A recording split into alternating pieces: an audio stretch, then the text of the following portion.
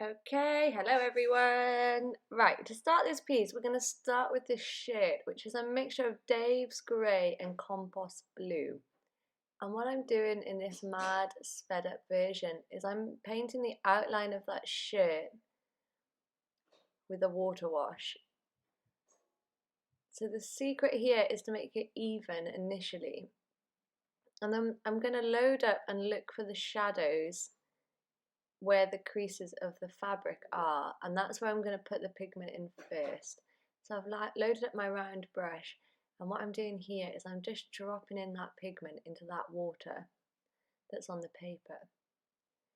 So what's going to happen is that because the shirt is watery and the surrounding paper is dry, you're going to get a lot of hard edges. So as you're putting in this pigment, just keep scanning around the shirt area for those harder edges. And what we're going to do is just slowly knock them back by dampening our brush and then removing the edges.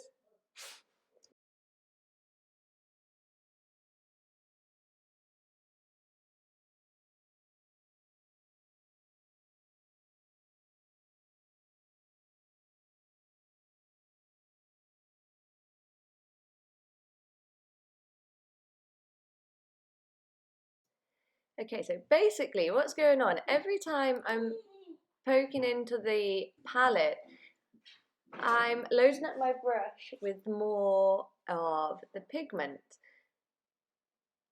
So I'm intensifying the shadows with the pigment. So as the paper's drying, everything's drying a little bit lighter. So I'm just reloading and then adding more into that shadow. So I'm just getting the basic shapes of the shadows and the creases of the shirt. Iona, sit down. Little puppies in the background.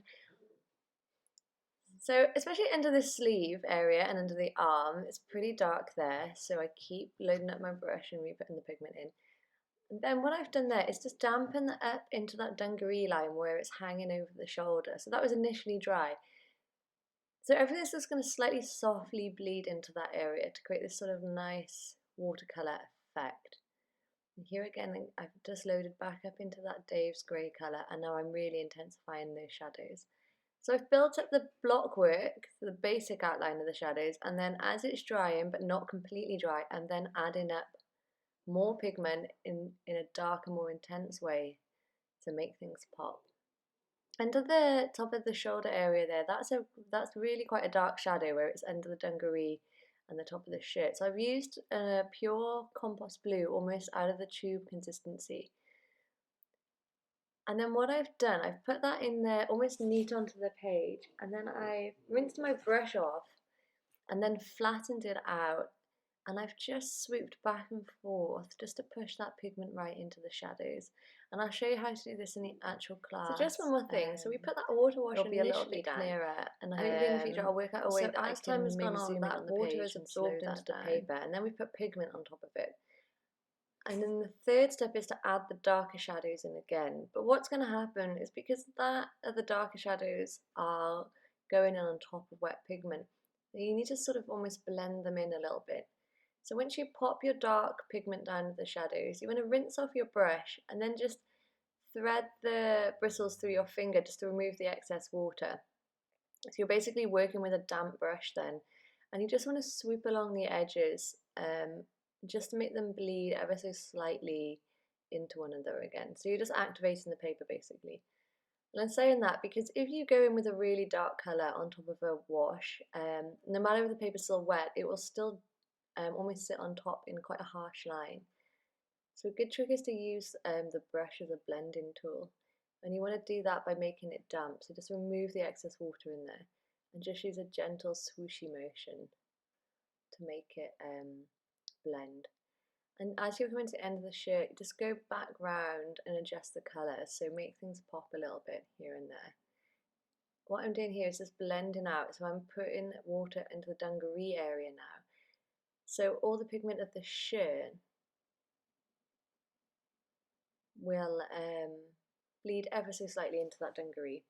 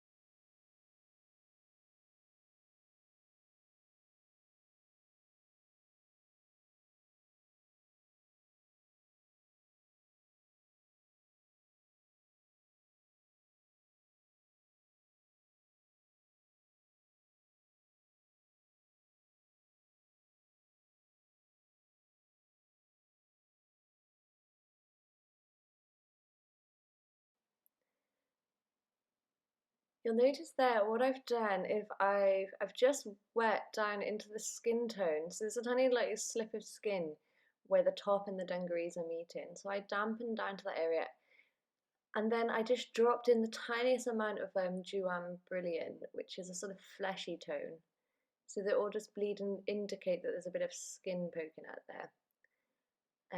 So once I've done that, then it's back onto the actual dungarees now. So the dungarees are predominantly ultramarine blue. I've mixed a little bit of the Dave's grey in places, but not much. But what we're going to do, again, like how we did the top, we're going to work on looking where the main shadows are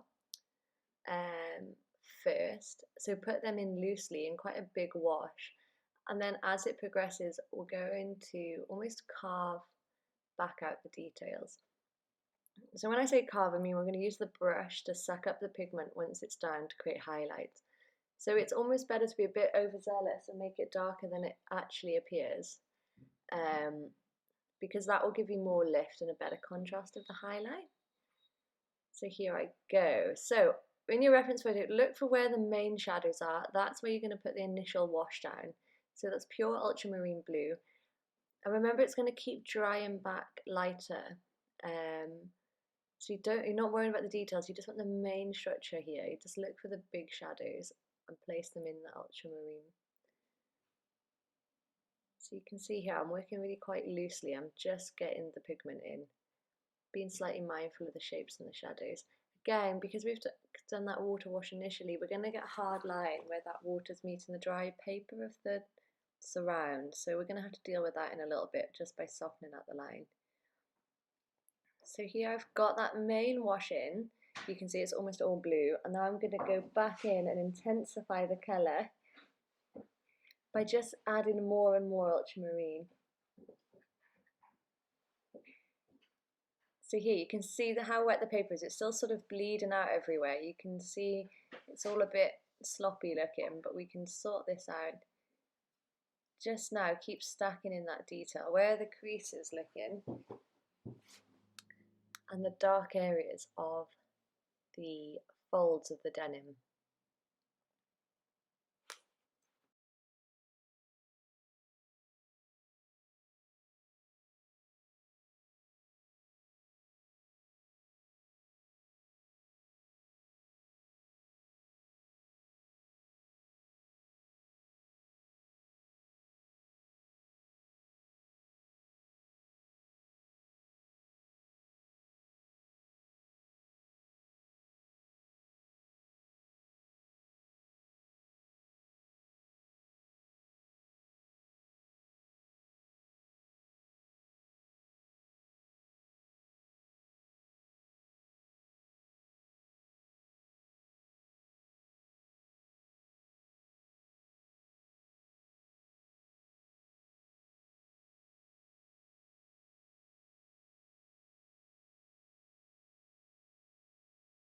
Right, once we're loosely happy with the shadows, which I kind of am, the trick is, so I'm using a flat brush here.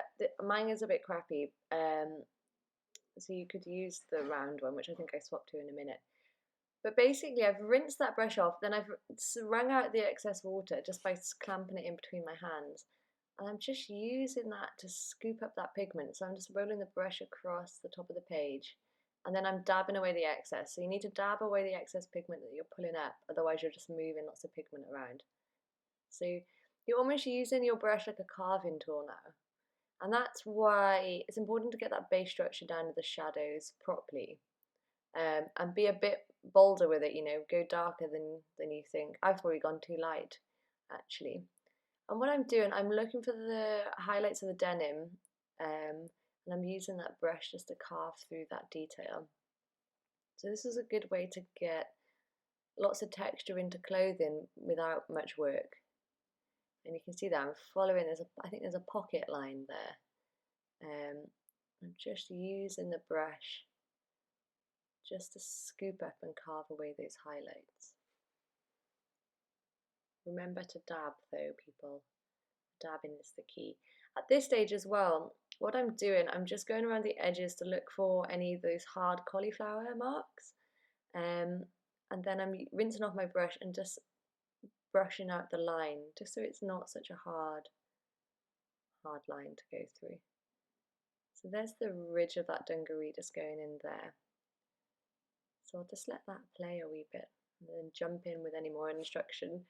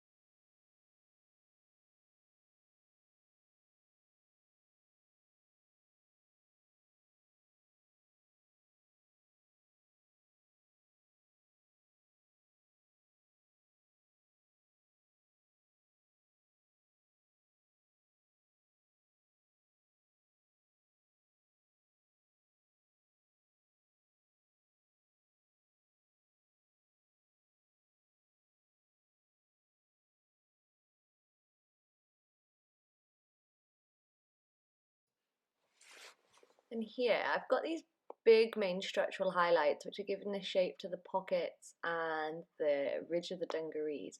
Now what I've done is rinsed my brush off and I've dampened it, and the paper's still sort of wet at this stage in the painting, and I'm now going to start to push around the pigment that's already on the paper.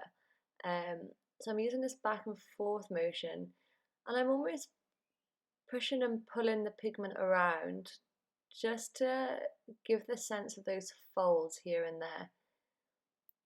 And what you'll see, you can see that line at the edges just being quite hard. So it's just about working around with this pigment and the brush, just experimenting with it to see what lines and marks you can get.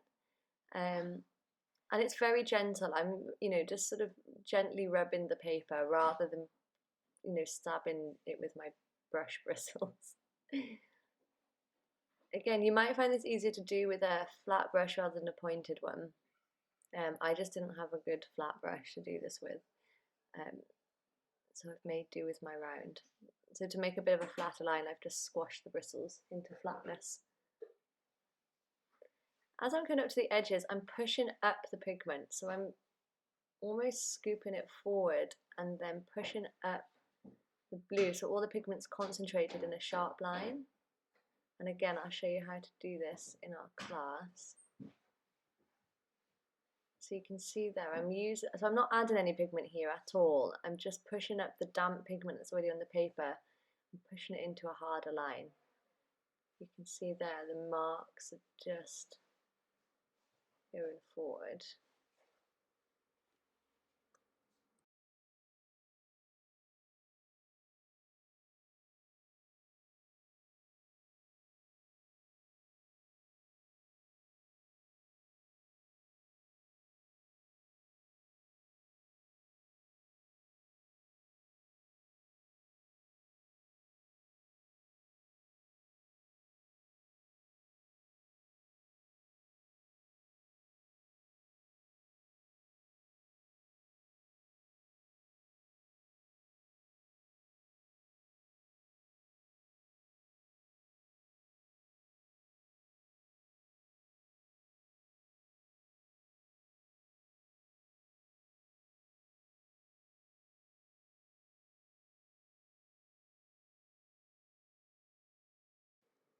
And again, in a second, you can see in the shot where I put that highlight of the deep pocket, the main pocket of her little dungarees, I'm going to flip the paper around, and in that pocket area, I'm going to use the same technique, so this almost pushing of the pigment into hard lines to give a,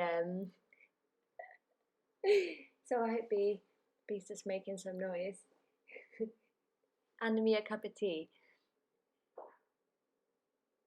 Where were we? So I was pushing out the pigment. You can see I'm making a crisp line. In a second, I'm sure it's in a second, I've got that pocket there. So I'm not adding any more pigment. I'm using what's on the paper. I'm just carving out some details here and there. So if I flip it around, that makes it easier because I'm left-handed. That's the fold of the pocket. So I'm going to use a big swooping motion, and I'm going to push that pigment right to the edge to create a hard line. And that will give the effect of a shadow. There we go, you can see it there. It will just give a bit more distinction to the pocket area.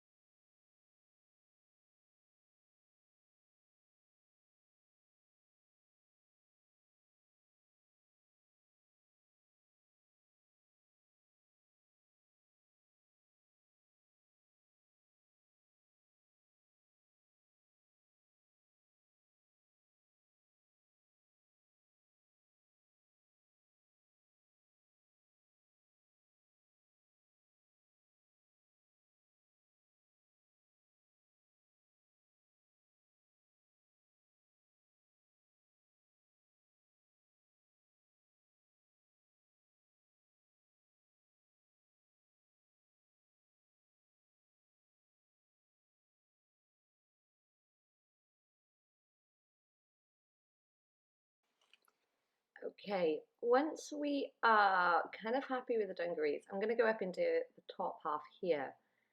I'm going to try not to overwork the dungarees in this area.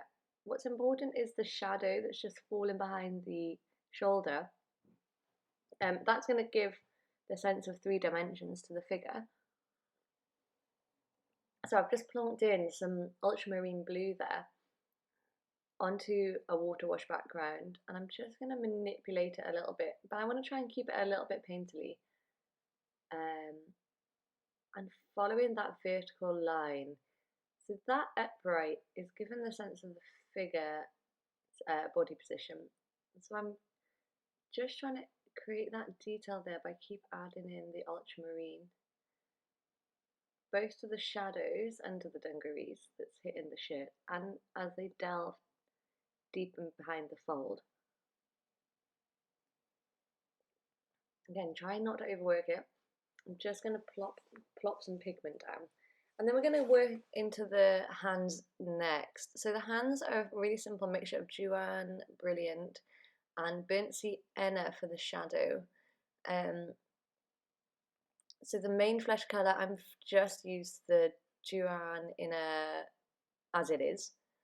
And then for the darker underside of the arms, I've just plopped in a little bit of burnt sienna. Even some burnt umber will do it, and a tiny bit of crimson as well, because the shadow's kind of a pinky colour. So here I am, and just placing in that base colour of the Juan. That's given me an outline for the hand. And then this took a bit of fiddling around with. It was sort of tricky. There's not much detail in the photo. Also, the hand's in a very weird position. So I just want to get the impression of it, really. So the shadow there, that's with a little bit of crimson, tiny bit of ultramarine blue, tiny bit of burnt sienna, and then that Juan, that flesh colour.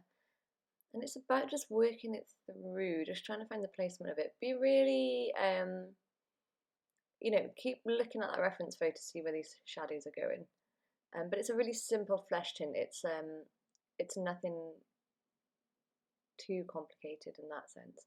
But what is complicated is trying to get that sense of the hand without too much work. And then I've gone in with the watering can. So this is compost blue and ultramarine. And I've put the compost blue in first, and there's a little bit of cerulean cobalt green as well actually in there. But just use any blue colour, or you can make the can yellow, whatever you want. So again, as with the rest of it, I've put the base structure, so the base shadows, And then I've gone and worked in with the detail and just scooping out some highlights of the end of that can. I think in hindsight I should have done the can yellow actually. I think it would have actually worked a bit better as a composition. So remember as well the structure here. It's a cylinder on a cylinder, so I actually was finding it tricky to get the right shape of the handle. I could have been there for days. I'm just there plotting in some more almost pure ultramarine blue just to give that bottom shape really nice, make it pop a little bit.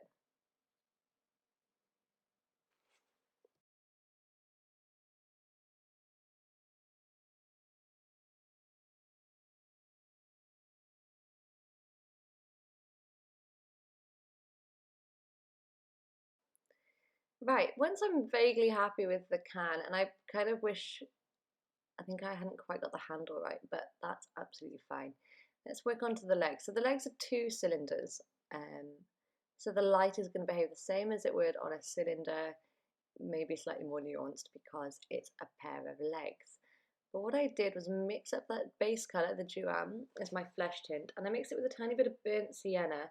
And I started by wetting the whole area of the leg and then going in with the Juan and the burnt sienna colour, so making a bit of a shadow. And I started with the mid-tone shadows, just to get the structure and shape of the leg. So I've placed it under there and the kneecaps. And then I'm just adding more pigment, adding more of the burnt sienna to make it darker, and really trying to get a sense of those, where those shadows are lying. I want the legs not to be in the main focus, so I don't want to overwork them. But again, you can see I'm starting with the shadows and then working my way up to the more mid-tones, and being mindful where the highlights are. And she's got these two little booty trainers on. So that's just Dave's grey with some titanium white, or you could use any colour, black, blue, any grey. I've put a tiny bit of cad yellow and burnt sienna there for the gold of the glitteriness of her trainers. But again, I'm keeping the trainers quite loose and free. I don't want to overwork them.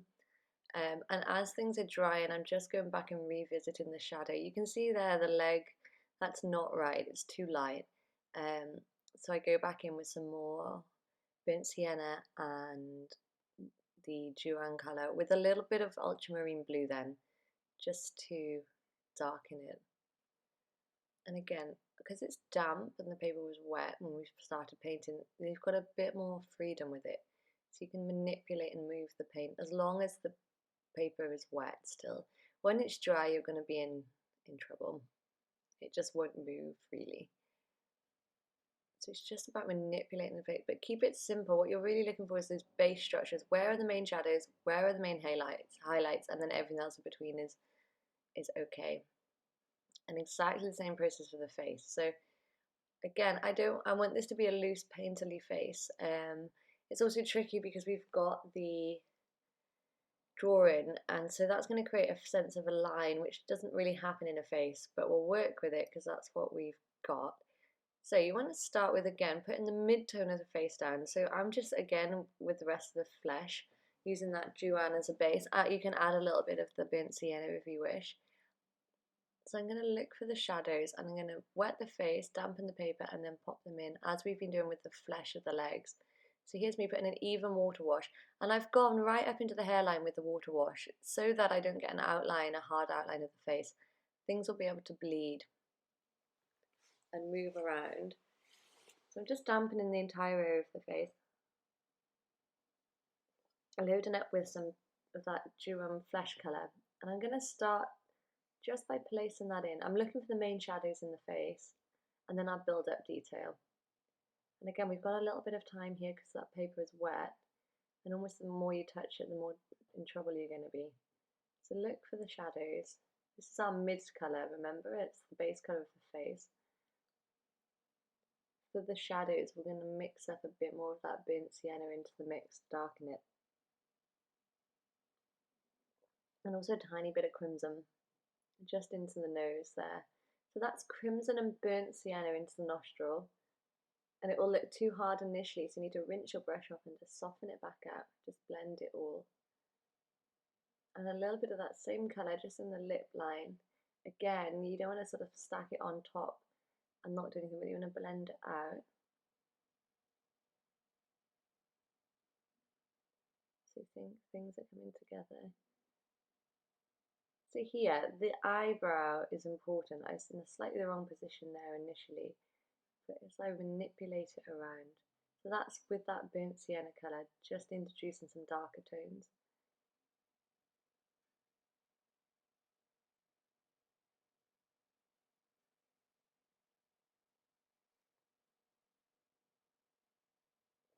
And here, into the hairline, this is Payne's Grey and Burnt Umber for that very dark blonde, or neutral tint even. That'll give you a nice dark colour, and it's darker than you think. If you thought of a value scale, it's almost at 7 or 8. It's very dark, and then you've got that ashy blonde hair on top. So I'm going to place in that dark first. I worked on to dry paper for the hair first initially. That's just so it remains a little bit painterly, and then I can introduce water to it after, just to exaggerate it. Another reason that you want to go darker than you think is that to create a hair tech effect, we're going to actually carve back out highlights, and they lift easier when the paper is darker, so you'll get a nicer effect.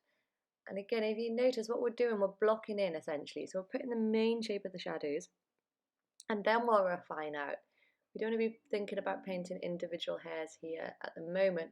What you want to look at is where are the light bits, where are the dark bits, and map those in, and then we'll worry about creating texture. So here you can see I've added a little bit more water onto the paper now, and that's given it that nice bleed watercolour effect. And it's a lot of fiddling around really. I'm using mixtures of that burnt sienna and Payne's Grey, neutral tint colour, and then for the lighter colours it's almost pure burnt sienna. And then I'm lightening it right out with some of the cad yellow, which is quite watered down. And then to get that ashy blonde effect, if you add a tiny little bit of the ultramarine blue or the compost blue, that will give you an ashy colour to the yellow. But obviously a tiny amount because it will be green otherwise. Here I'm using just the tip of the brush. So what I'm waiting for is this pigment to absorb into the paper while retaining that watercolour bleed. And then once it's almost dry, so like dog nose wet, I'm using the same effect to cut out the highlights as I did on the Dungarees. So I'm swooping across and pulling out highlights, but only when the areas are almost dry. And that's giving some nice hair details. I'm swooping across the mass there. So you can see what I mean? I put these big black dark shadows in, then I'll start creating the effect of hair. Not trying to create the effect of hair from straight away. The important bit is getting the values and the tones right. Then worry about the details.